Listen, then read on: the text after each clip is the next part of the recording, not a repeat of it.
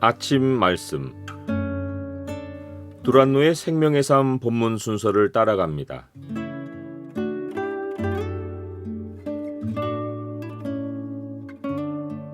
오늘 본문 말씀은 요한복음 12장 37절에서 50절입니다.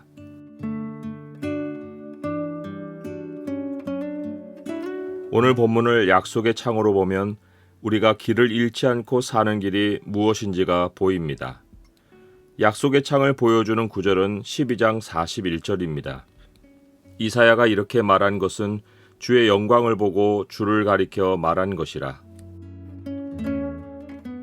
예수님이 수없이 많은 표적들을 사람들 앞에서 행하셨지만 사람들은 주님을 믿지 않았습니다. 표적에는 아무 흠잡을 문제가 없었습니다. 사람들도 놀라워했습니다. 예수님이 행하신 표적은 하나님이 함께하지 아니하시면 아무도 할 수 없다고 인정했습니다. 그래서도 예수님이 이 많은 표적들을 그들 앞에서 행하실 때 주님을 믿지 않았습니다. 주님을 신뢰하지 않았습니다. 사도 요한은 그 이유가 선지자 이사야가 예언한 말씀이 이루어지기 위해서였다고 말합니다. 이사야는 주여 우리에게서 들은 바를 누가 믿었으며 주의 팔이 누구에게 나타났나이까 하고 탄식했습니다. 앞날에 일어날 일을 이상 중에 눈으로 보며 백성의 불신을 비통해 했습니다. 사도 요한은 이사야 말씀의 다른 곳을 주목하며 사람들이 주님을 믿을 수 없었던 근본적인 이유를 찾아냈습니다. 하나님은 이사야에게 사명을 주시며 이 백성에게 이르기를 너희가 듣기는 들어도 깨닫지 못할 것이요 보기는 보아도 알지 못하리라 하여 이 백성의 마음을 둔하게 하며 그들의 귀가 막히고 그들의 눈이 감기게 하라고 명령하셨습니다. 하나님의 목적은 분명했습니다. 백성으로 하여금 눈으로 보고 마음으로 깨닫고 돌이켜 주님께 고침을 받지 못하게 하는 것이었습니다. 언뜻 이해가 안 될 말입니다.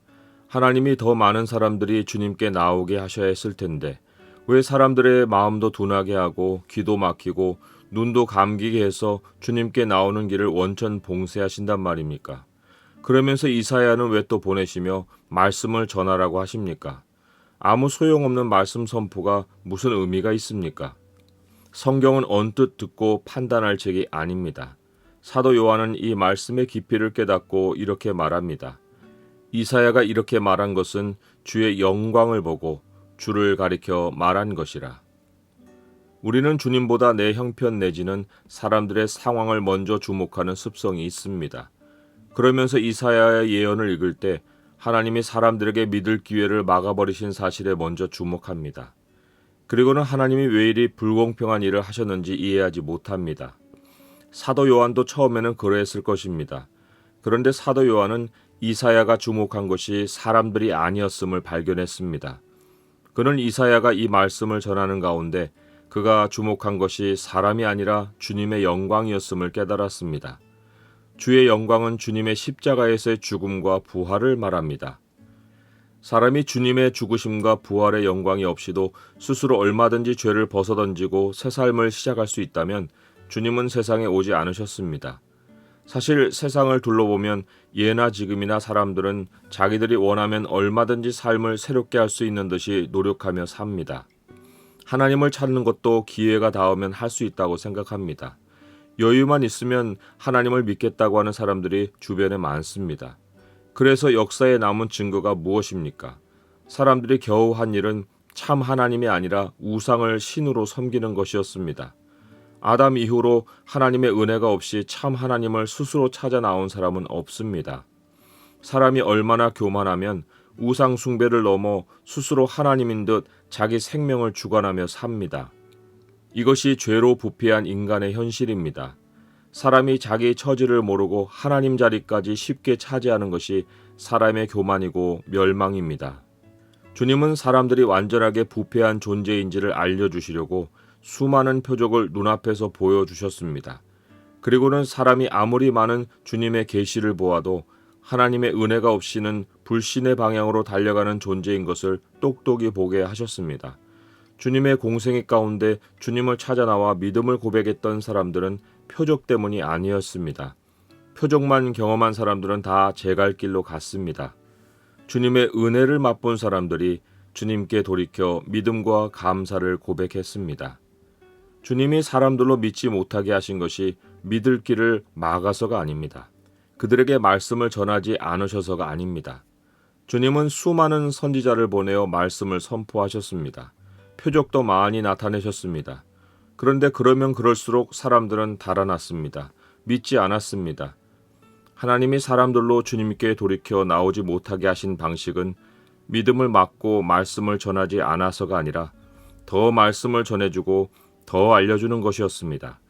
하지만 사람들이 얼마나 주님의 대속의 죽음과 부활이 필요한 존재인지가 이 방식으로 여지없이 증명되었습니다. 사람들은 완전히 부패해서 스스로는 주님께 나올 수 없습니다. 우리도 사람의 실상을 안다면 사람이 하나님께 나올 수 있는 가능성을 생각하지 않습니다. 이사야처럼 주님의 영광을 주목합니다.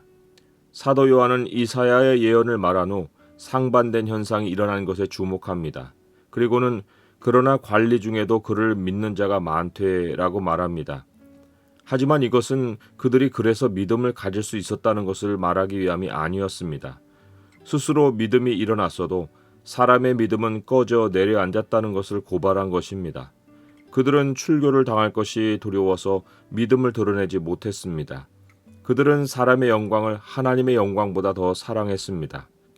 누군가는 그래도 믿음은 여전히 그들 마음속에 있지 않냐고 말할 것입니다. 하지만 믿음이 하나님이 주신 것이면 사람의 영광을 우선에 두거나 사람을 두려워하지 않습니다. 사람들 앞에서 주님을 부끄러워하거나 주님을 부인하지 않습니다. 믿음을 마땅히 드러내야 할 자리인데 그러지 못하는 것은 주님을 부인하는 것입니다. 주님은 누구든지 사람 앞에서 나를 부인하면 나도 하늘에 계신 내 아버지 앞에서 그를 부인하리라고 경고하셨습니다. 사람의 믿음이 하나님에게서 온 것인지 사람의 것인지를 분간할 수 있는 표지가 주님이 외치신 말씀에서 확인됩니다. 나를 믿는 자는 나를 믿는 것이 아니요 나를 보내신 이를 믿는 것이며 나를 보는 자는 나를 보내신 이를 보는 것이니라. 하나님이 주신 믿음은 주님을 통해 하나님 아버지를 보게 합니다. 하나님 아버지와 주님이 하나임을 보는 눈을 가집니다. 또 다른 표지가 있습니다. 이것도 주님이 선포하신 말씀에 나옵니다. 나를 저버리고 내 말을 받지 아니하는 자를 심판하리가 있으니 곧 내가 한 그 말이 마지막 날에 그를 심판하리라. 주님의 말씀은 인격이십니다. 하나님이 주신 믿음은 주님의 말씀과 주님이 하나임을 봅니다. 성경은 주님의 말씀이고 또한 주님을 보내신 아버지의 말씀입니다. 성경 말씀에는 어려운 부분이 더러 있습니다. 사도 베드로는 무식한 자들과 굳세지 못한 자들이 다른 성경과 같이 그것도 억지로 풀다가 스스로 멸망에 이르느니라고 했습니다. 하지만 우리의 시야가 사람의 영광에서 주님의 영광으로 바뀌지 않아서 성경을 억지로 푸는 일들이 일어납니다. 사람을 두려워하여 자기를 정당화하려 할 때 말씀을 억지로 푸는 일이 생깁니다. 오늘 말씀은 분명합니다. 우리는 스스로 주님께 돌이킬 수 없습니다. 표적으로도 안 되고 가르침으로도 안 됩니다. 사도 바울은 죄를 지고 여러 가지 욕심에 끌리는 사람은 항상 배우나 끝내 진리의 지식에 이룰 수 없다고 말했습니다. 시작도 주님의 은혜이고 영원히 주님의 은혜입니다. 주님의 영광을 바라봅시다. 예수님을 인간 예수로만 보는 세상의 소리에 미혹되지 맙시다. 주님은 하나님 아버지와 동등이십니다. 또한 성경이 인간 저자의 작품이라고 말하는 거짓 교사들의 가르침에 미혹되지 맙시다. 성경은 살아계신 하나님의 말씀이고 주님 자신이십니다. 하나님이 말씀하시는 모든 성경이 영생입니다. 말씀을 간직하고 이 땅에서와 영원한 아버지 나라에서 말씀이신 주님과 하나님을 알아가는 즐거움으로 영생을 누리며 살아갑시다.